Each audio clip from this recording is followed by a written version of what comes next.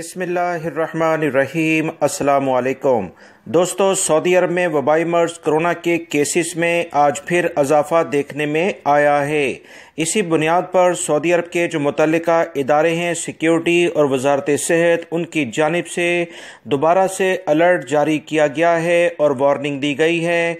کہ اگر معاشرے کے افراد جس میں مختلف ادارے بھی شامل ہیں، ان لوگوں نے احتیاطی تدابیر پر سختی سے عمل درآمد نہ کیا تو 2021 کے جو وبائی مرض کرونا کی بنیاد پر حالات تھے، لاک ڈاؤن اور ایک کرفیو وغیرہ کی کنڈیشن بن گئی تھی، کاروبار زندگی تقریباً 3 مہینے سے 4 مہینے سعودی عرب میں معطل تھا، بند تھا، یہ کہیں دوبارہ نہ ہو جائیں۔ اس وقت سعودی عرب میں الحمدللہ کاروبار زندگی مکمل طور پر تقریباً بحال ہے، تمام لوگ ہی آزادانہ آ جا رہے ہیں، کسی بھی ریجنز کے درمیان نقل و حمل بند نہیں، لہٰذا یہ تمام صورتحال معاشرے کے افراد کو چاہیے کہ اسے اگر وہ برقرار رکھنا چاہتے ہیں تو لازمی طور پر احتیاطی تدابیر پر عمل کریں۔ سعودی عرب کے اداروں کی جانب سے مزید کہا گیا ہے کہ وہ تمام لوگ جو احتیاطی تدابیر پر عمل نہیں کریں گے، ان کے خلاف بھرپور کارروائیاں شروع کر دی گئی ہیں۔ یاد رکھیں، عوامی تحفظ کے ترجمان بریگیڈیئر جنرل سمیع الشیخ نے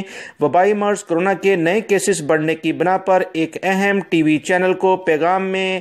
معاشرے کے افراد کو واضح طور پر بتا دیا ہے کہ اس وقت وبائی مرض کرونا کی بنیاد پر سعودی عرب میں جو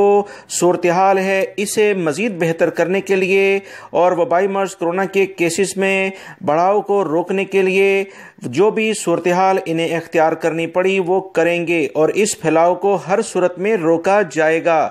سعودی عرب کے سیکیورٹی ادارے ہر صورت میں امن و امان کو یقینی بنانے کے ساتھ ساتھ وبائی مرض کرونا کے کیسز میں کمی لانا چاہتے ہیں، جو کہ معاشرے کے افراد کی ذمہ داری میں بھی شامل ہے، لہٰذا تمام لوگ احتیاط کریں۔ دوسری، یہ جو وارننگ الرٹ سعودی عرب کے اداروں کی جانب سے جاری ہوا ہے، اس سے جو میسج ملتا ہے اسے آپ سمجھیں، ویڈیو لائک کر کے شیئر بھی کیجیے گا۔ السلام علیکم۔